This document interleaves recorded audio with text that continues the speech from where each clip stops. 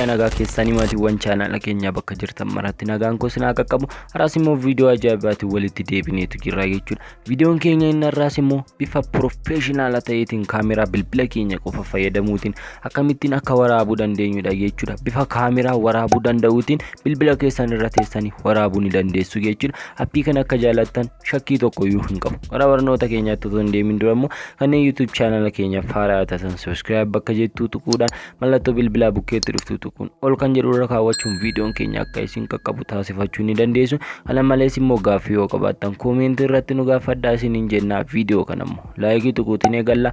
Amma gara viidiyoo keenyaatti. Tolega appiin keenya open camera jedha. Play Store irraa buufachuu ni dandeessu. Kana malees immoo linkii isaa description box jala isinifan kaa'aa jechuudha. Amma setting isaa faa isinitti agarsiisa. Kana malees immoo viidiyoon itti waraabees immoo isinitti agarsiisa jechuudha. Akka jaalattan immoo shakkii tokko iyyuu hin qabu. Waliin mirkaneessinaa jechuudha. Seennee waliin ilaalla. Open camera bantanii yeroo seentan akka appiiwwan kaanii waan argeessinitti hin baay'isuu processii waan arge kanuma isiniif fida. Okay kan jedhu kanarra si'a tokkoof nuti kunoo kanuma jechuudha. Fuula kana qabatee isiniif dhiyaata. Kunoo asirraan jalqaba dakka kanarraati. Kunoo mallattoon inni kun kunoo inni adiin kun xiyya karaa lamaan qabu kun front gochuudhaaf gara duubaatti back gochuudhaaf jechuudha. Jechuun suura selfie ka'uu barbaadan yookaan immoo fuulduratti ka'uu barbaadan tokkummoo garagalchitanii nama kaasuu barbaadanidha jechuudha. Kun suura kaasaa jechuudha. Kana immoo yoo tuqxan gara viidiyootti isiniif jijjiira jechuudha. Inni kun immoo kunoo mallattoon inni kun immoo asiif as guddisuuf xiqqeessuudha jechuudha kan isin gargaaru. Kunoo asirratti immoo sa'aatiidha jechuudha. Asitti immoo suura ilaaluu akka hin barbaannedha. Kun amma isin fayyadu dhiisaa isaan kunis isin fayyadu. Setting inni kunis isin fayyadu jechuudha. Irra caalaan kunoo mallattoo tuqsadeessa kanatu isin fayyada jechuudha.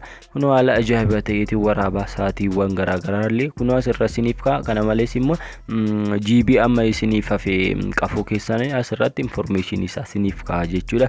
Akkas jechuudha wanti salphaan asirra jiru. Kunoo amma tuqsadeeshii kanarra seennee waliin ilaalla jechuudha. Kunoo asirra laayitii isaa cufuu yookaan immoo ibsuudha jechuudha. Yoo ammana kaameraan keessan ifa hin qabu ta'e yookaan immoo sirriitti waraaboo ta'e akka bilbilaatti kana ibsachuu ni dandeessu. Yoo laayitii immoo gahaa qabdu ta'e dhiisuu ni dandeessu jechuudha. Kanaaf isin fayyada. Kunoo asii immoo AF kan jedhu kun immoo bilar akka hin goonee fi bilar gochuu jechuun dudduuba isaa akka focus ta'ee mul'atuuf yookaan immoo akka sirriitti mul'atuuf kan isin barbaachisu isaan akka irra hin teenyeef jechuudha. Kunoo isaan kun lamaan jechuudha.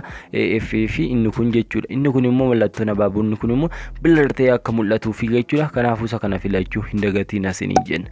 Bilar isin godha tokko immoo kaameraa ni bareecha jechuudha. Qulqullina olaanaatiin akkasiin waraabdan isin taasisaa jechuudha. Kunoo asirraa immoo kunoo mallattoo ishii kanarra tuquutiin gara HD'tti ol butachuu hin dagatina. Kunoo si'a tokkoof mallattoo ishii kanarra tuttu inni gara HD'tti isin dabarsa. Kan biraa waan inni isin fayyadu hin qabu jechuudha.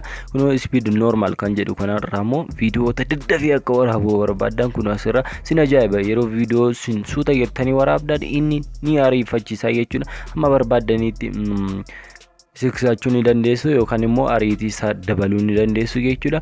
Yoo barbaanne immoo normaalii gochuu dandeessu jechuudha. Inni itti immoo timer off kan jedhu kanadha jechuudha.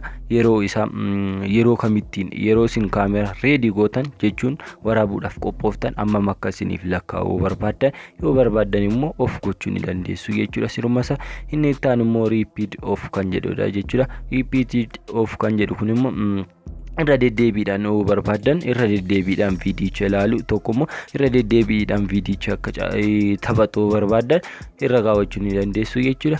Kunoo asirraati jechuudha. Inni kun immoo sararoota garaagaraadhaaf jechuudha. Gara isinitti qabdan akka isinitti agarsiisuu barbaadanii jechuudha. Kallattii isinitti waraabaa jirtan akka barbaadaniitti irra kaawwachuu ni dandeessu jechuudha. Gosoota babbareedoo jira jechuudha. Kunoo haala ajaa'ibaa ta'eetiin ni mimmiidhagu jechuudha. Kan isinitti tole irra kaawwachuu ni dandeessu. Barbaadan dhiisuus dandeessu jechuudha. Kunoo asirratti wantoonni isin hojjechuu qabdan jechuudha. White balance kan jedhu kanarra ni tuqxu. Sana booda kunoo asirraa kalaroota garaagaraa yeroo viidiyoo waraabdan isin tajaajila jechuudha. Isa irraati isin baay'een isaanii ammana isiniif hin bareedu isin yaala garuu si yaala. Daylight kan jedhu kanarra kaawwadhaan isiniin jedha. Haala ajaa'ibaa ta'eetiin ni bareeddi jechuudha. viidiyoon booda irra isinitti agarsiisuudhaaf qophaa'e kun kanaana waraabee jechuudha. Daylight kan jedhu kanaana bifa ajaa'iba ta'eetiin isiniif waraabdi jechuudha. Inni kunis immoo akkasuma skin mode kan jedhu kunis immoo haala ajaa'iba ta'eetiin kalarii isinitti tole filachuudhaan ispoortii wantoota garaagaraa asirra kaa'ee jira. Asirraa filachuu ni dandeessu jechuudha. Inni itti aanes immoo kalar effectidha jedha. Kalaroota garaagaraa gurraachessuu, cold gochuu, duumessaa wantoota garaagaraaf isin fayyada.